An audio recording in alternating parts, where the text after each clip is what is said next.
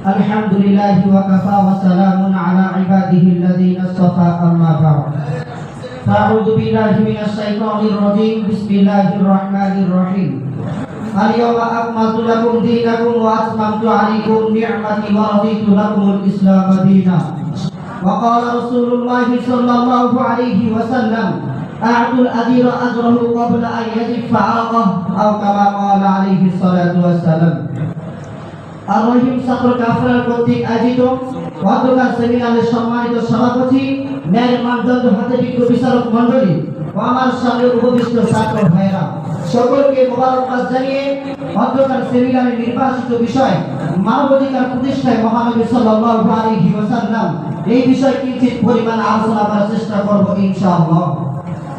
মুহতারাম হাজিরিন, আমাদেরকে সর্বপ্রথম জানতে হবে মহানবী সাল্লাল্লাহু আলাইহি ওয়াসাল্লাম মানব জাতির জন্য কোন কোন অধিকার প্রতিষ্ঠা করেছেন।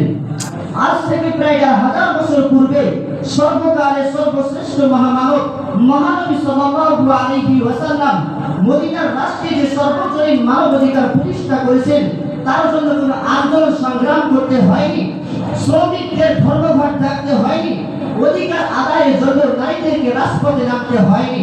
কেননা মহানবী সাল্লাল্লাহু আলাইহি ওয়াসাল্লাম মদিনার সমাজ রাষ্ট্রে নারী পুরুষ সহ সকল পর্যায়ের মানুষদের জন্য তিনি ন্যায্য অধিকার প্রতিষ্ঠা করেছেন।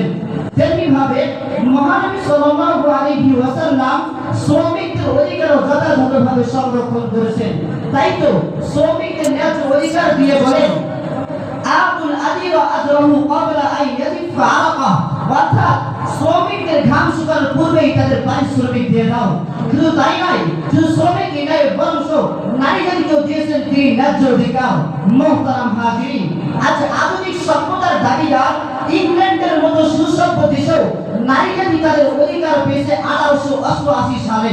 অথচ মহানবী সাল্লাল্লাহু আলাইহি ওয়াসাল্লাম আজ থেকে 1000 বছর পূর্বেই নারীদেরকে দিয়েছে সামাজিক, অর্থনৈতিক, পারিবারিক সহ প্রতিটি ক্ষেত্রে ন্যায্য অধিকার। তাই তো নারীদের অধিকার সম্পর্কে কুরআনুল কারীম বলেন ওয়ালাহুন্না মিসলুল্লাযী আলাইহিন্না বিল মা'রুফ, অর্থাৎ নারীর উপর পুরুষের যেরকম অধিকার রয়েছে ততটুকু পুরুষদের উপর নারীর অধিকার রয়েছে।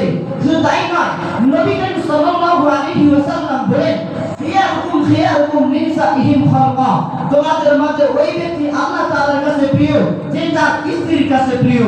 মোট কথা মহানবী সাল্লাল্লাহু আলাইহি ওয়াসাল্লামই ছিলেন মানব অধিকার প্রতিষ্ঠার সফল নির্মাতা এবং তিনি হচ্ছেন সর্বজনীন মানব অধিকারের জনক। মুহতারাম হাজিরিন, আজ তাকে দেখুন সারা বিশ্বের মুসলমানদের মানব অধিকার চরমভাবে ভুলণ্ঠিত করা হচ্ছে। কুফরি শক্তিগুলো মুসলমানদের বিরুদ্ধে একজোট হয়ে তারা মুসলমানদেরকে পাখির মতো গুলি করে হত্যা করতেছে। ওহে নবীর সৈনিকরা, তাকিয়ে দেখুন ওই মাসলুম মানুষের আহাকার, নির্যাতিত নিপীড়িত মানুষদের বুক ফাটা করুণ কান্না। ওই দেখুন লক্ষ লক্ষ শিশু হাত ধরে পড়ে সরকার হয়ে যাচ্ছে বোমার আঘাতে, শত সহস্র ভগ্নী বুলেটের আঘাতে ঝাঁসা হয়ে যাচ্ছে। শুধুমাত্র এটাই কি সরকারের অপরাধ? শুধু তাই নয় মুহতারাম হাজিরিন, আজ তাকিয়ে দেখুন আফগানিস্তান, ইরাক, ফিলিস্তিন, লেবানন, তাজিকিস্তান, আরাকান, কাশ্মীর সহ সারা মুসলিম বিশ্বের পিছড়া পথগুলো মুসলমানদের রক্তে রঞ্জিত হচ্ছে, হয়ে যাচ্ছে রক্তের বন্যা। তখন কুরআনুল কারীম এই সমস্ত কিছু থেকে মুক্তির জন্য কুরআনুল কারীম বলেন ওয়ামা লাকুম লা তুকাতিলুনা ফি সাবিলিল্লাহ, অর্থাৎ কি হলো তোমাদের, তোমরা এখন যেন আল্লাহর পথে লড়াই করতেছো না। তাই আমার উদাত্ত আহ্বান থাকবে, হে শহীদ কাফের সংগ্রামী সাথী ও বন্ধুগণ, আসুন আমরা কোরআনের আহ্বানের সাথে তীব্র গতিতে ছুটে চলি, তাহলে ওই জালিমদের অত্যাচার থেকে মুক্তি পাবে সারা দেশ, মুক্তি পাবে সারা বিশ্ব।